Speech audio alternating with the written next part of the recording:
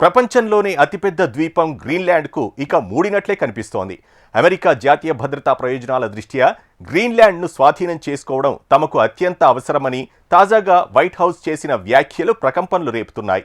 అవసరమైతే సైనిక చర్యకు వెనకాడబోమని స్పష్టం చేయడం డెన్మార్క్ గుండెల్లో గుబులు పుట్టిస్తోంది. రష్యా, చైనా వంటి ప్రత్యర్థులను నిరోధించడానికి తమకు ఈ ద్వీపం కావాలని పట్టుబడుతున్నారు డొనాల్డ్ ట్రంప్.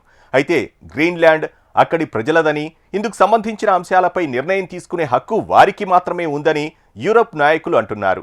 డొనాల్డ్ ట్రంప్లోని సామ్రాజ్యవాది మేల్కొన్నాడు. అర్ధరాత్రి వేళ వెనిజులా అధ్యక్షుడు నికోలస్ మదురోను నిర్బంధించి తీసుకొచ్చి ప్రపంచాన్ని విస్మయానికి గురి చేసిన ఊపులు మరింతగా చెలరేగిపోతున్నారు. తాను ఇంతటితో ఆగబోనని, దారికి తేవాల్సిన దేశాలు ఇంకొన్ని ఉన్నాయని స్పష్టం చేశారు అమెరికా అధ్యక్షుడు. తన ఎయిర్ ఫోర్స్ 1 విమానంలో మీడియాతో మాట్లాడుతూ అవసరమైతే ఏ క్షణమైనా విరుచుకుపడతామంటూ కొలంబియా, క్యూబా, మెక్సికో పేర్లను కూడా వినిపించారు డొనాల్డ్ ట్రంప్. అంతేకాదు, ఒక 20 రోజులు ఆగండి, గ్రీన్లాండ్ గురించి మనమంతా మాట్లాడుకుందాం అంటూ వ్యాఖ్యలు చేశారు ఆయన.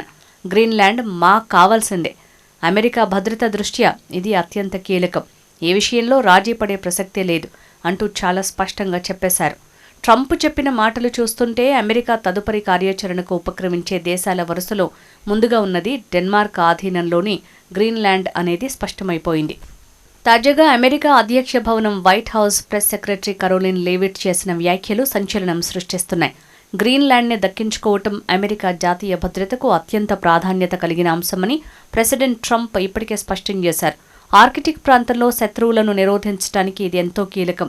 ఈ విదేశీ విధాన లక్ష్యాన్ని చేరుకోవటానికి అధ్యక్షుడు, ఆయన బృందం చర్చిస్తున్నారు. ఈ క్రమంలో కమాండర్ ఇన్ చీఫ్ అధికార పరిధిలో అమెరికా సైనిక బలగాలను ఉపయోగించే ఆప్షన్ ఆయనకు ఉంది అంటూ ఆమె ఓ ప్రకటనలో పేర్కొన్నారు. కమాండర్ ఇన్ చీఫ్ అంటే మరెవరూ కాదు, అమెరికా అధ్యక్ష పదవిలో ఉన్న డొనాల్డ్ ట్రంప్. గ్రీన్లాండ్ స్వాధీనం విషయంలో ట్రంప్ ఎంత పట్టుదలతో ఉన్నారో ఈ ప్రకటన మరింత స్పష్టతనిచ్చింది. డెన్మార్క్తో ఇందుకోసం చర్చలు జరుపుతామని ట్రంప్ యంత్రాంగం చెప్తోంది. ఒప్పుకోకపోతే తదుపరి కార్యాచరణగా మిలిటరీని దింపాలనే ఆలోచన కూడా ఉంది. గ్రీన్లాండ్ విషయంలో అమెరికా తీరును ఇప్పటికే డెన్మార్క్ తప్పుబట్టింది. తమ దేశంలోని గ్రీన్లాండ్ని అమెరికా స్వాధీనం చేసుకుంటే నాటో సైనిక కూటమి ఉనికి ముగిసిపోతుందని డొనాల్డ్ ట్రంప్ని ఉద్దేశించే సంచలన వ్యాఖ్యలు చేశారు డెన్మార్క్ ప్రధానమంత్రి మెటే ఫ్రెడరిక్సన్. ఇలాంటి చర్యల వల్ల రెండో ప్రపంచ యుద్ధం ముగిసిన నాటి నుంచి తమకు భద్రతను కల్పిస్తున్న నాటో కూటమి ఉనికి ప్రశ్నార్థకంగా మారే ముప్పుంటుందని హెచ్చరించారు. అటు ట్రంప్ వ్యాఖ్యలపై గ్రీన్లాండ్ ప్రధానమంత్రి జెన్స్ ఫ్రెడరిక్ నిల్సన్ తీవ్ర ఆగ్రహం వ్యక్తం చేశారు. అమెరికా అంత ఈజీగా ఆక్రమించుకోలేదని, తీవ్ర పర్యవసానాలను ఎదుర్కోవాల్సి ఉంటుందని ఆయన హెచ్చరించారు. వెనిజులాతో పోల్చి చూడటం సరికాదన్నారు. గ్రీన్లాండ్ను స్వాధీనం చేసుకోవాలనే ఆలోచనలు పక్కనబెట్టి తమతో ఉన్న దీర్ఘకాలిక సంబంధాల పునరుద్ధరణపై అమెరికా ప్రభుత్వం ఫోకస్ పెడితే బాగుంటుందని హితవు పలికారు. అమెరికా అధ్యక్షుని తీరుపై యూరోప్ దేశాలు గుర్రుగా ఉన్నాయి. గ్రీన్లాండ్ విషయమై అమెరికా, డెన్మార్క్ మధ్య మొదలైన రగడ నాటో కూటమి అస్తిత్వంపైనే ప్రశ్నలు లేవనెత్తుతోంది. నాటో కూటమిలో అవి రెండూ సభ్యదేశాలే అన్నది తెలిసిందే. కూటమిలోని ఏ దేశంపై దాడి జరిగినా అది అందులోని దేశాలన్నింటిపైనా దాడిగానే పరిగణించి అంతా కలిసికట్టుగా ఎదుర్కోవాలి అన్నది నాటో ఒప్పందం. అలాంటప్పుడు అమెరికా ఏకంగా తోటి సభ్యదేశంపైనే దాడికి దిగితే అది కూటమి మూల వ్యవస్థాపక సూత్రాలకే విరుద్ధమవుతుంది.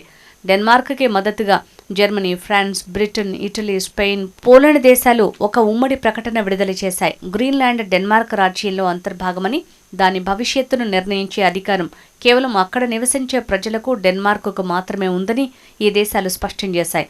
అంతర్జాతీయ సరిహద్దులను బలవంతంగా మార్చటం అంగీకారం కాదని, సమితి చార్టర్ని గౌరవించాలని డిమాండ్ చేశాయి. గ్రీన్లాండ్ విషయంలో ట్రంప్ ఆసక్తి వెనుక బోల్డన్ని కారణాలున్నాయి.